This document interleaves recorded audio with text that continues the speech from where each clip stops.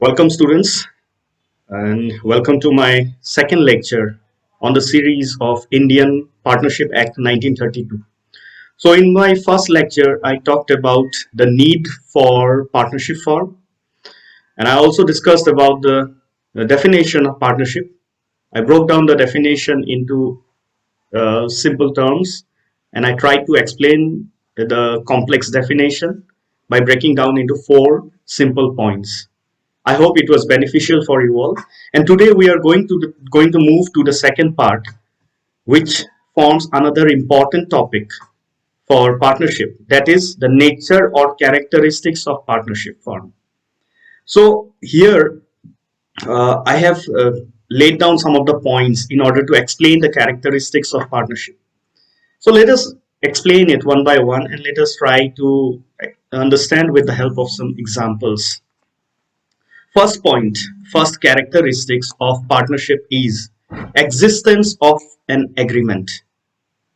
Now, existence of an agreement means that, for example, I would like to explain this point with the help of an example. So, for example, I want to form a partnership business, and my friend, I have chosen him as my partner. Now, if I just call him up and say that, hey, come tomorrow, we are going to start a business. Do you think that is going to be an authentic one? No, because you don't have an agreement to back your partnership existence. Now, in order to prove or in order to back up your existence, you need to have an agreement. Now, the agreement should be in written form. Okay, that is the first and foremost thing behind creation of a partnership firm, that there has to be an agreement between the partners. Now, what are the things that will be mentioned in the agreement? That depends from partnership to partnership. Like what are the things that they are going to include? But some of the important points that the agreement should include are name of the partners, the type of the business that you are going to deal in, and what is the share of profit and losses that you are going to distribute, and what is the amount of capital that the partners are going to invest. What will be the type of partnership, like for how many days, or for is it for a specific period or is it for a long term? So these are the things that you need to mention in the agreement. And always remember, the agreement should be in written format. So this is the first characteristic, that it should have an agreement, means existence of an agreement.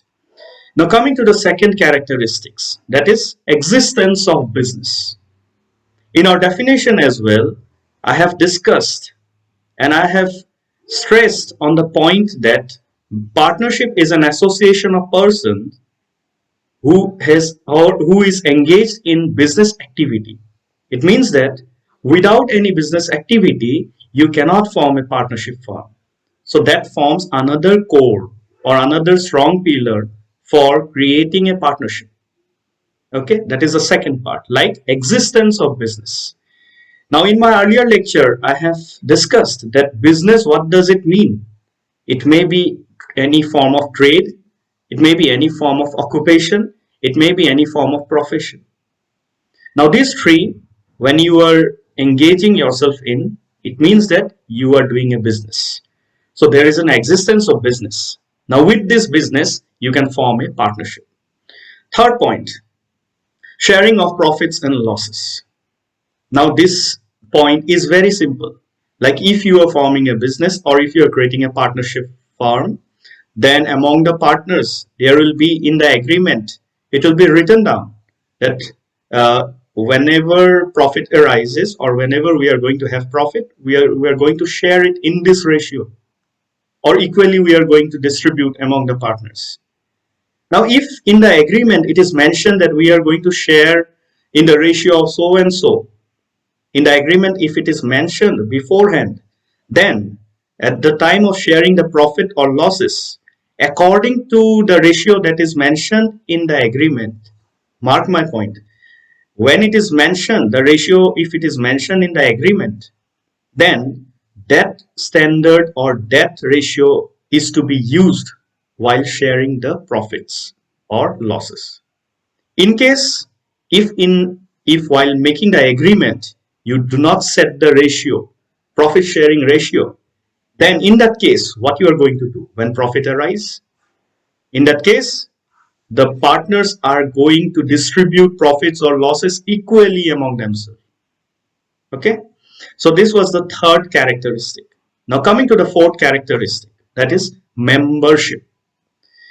Now since it is an association of persons, now membership, partners are also the members. Now how many members you can have in a partnership firm? The minimum number of members that is required for forming a partnership is 2. That number you should keep in mind. The minimum number of partner is 2. But there is no maximum limit. There is no limit or maximum number that is set for a partnership. But if we follow the Indian Companies Act 1956, we are going to find a restriction that is given on the maximum number, and that is 10 in case of banking and 20 in case of non-banking. So always remember. But presently, the maximum limit, there is no maximum limit for partners in a partnership firm, but the minimum number is 2. But if you go to follow the Indian Companies Act 1956, then you will be having a restriction. Like there was a limit, and that limit was, I'm repeating once again, the limit was 10 for banking business and 20 for non-banking business. Next point, it says nature of liability. Now, what does nature of liability means? Like sole proprietorship form of business was there, and it was transformed and it was modified into a new form, that is partnership, which we are studying it now. Now, even in sole proprietorship, their liability was unlimited. And even in partnership, the partners have unlimited liability. Always keep that in mind. So nature of liability in case of partnership is unlimited. But to what extent is it unlimited? This point says the nature of liability.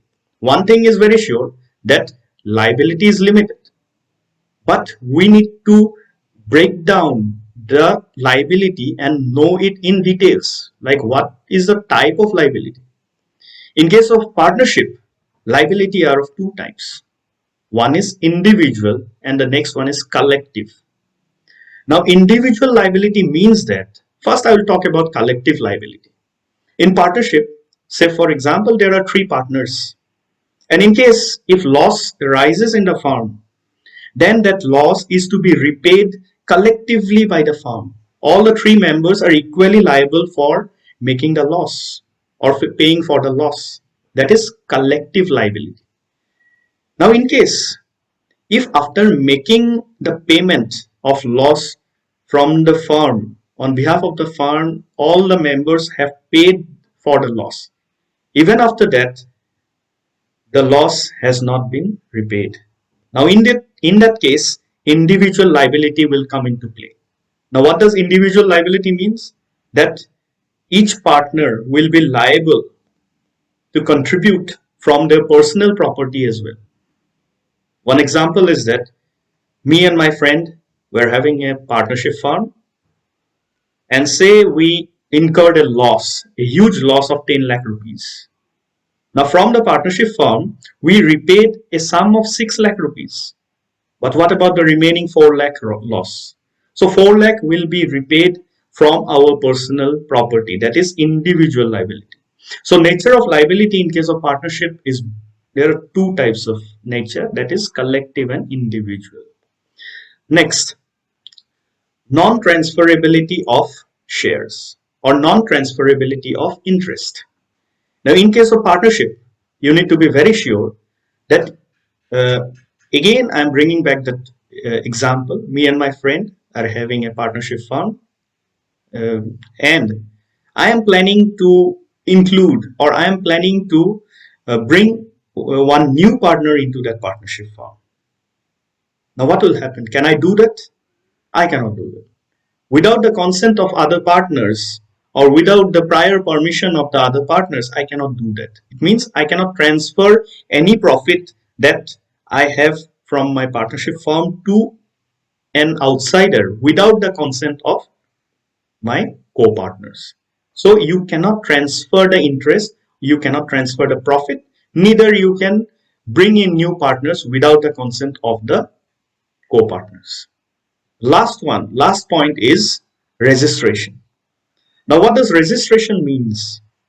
One thing you need to be very sure that a company form of business cannot come into existence without registration.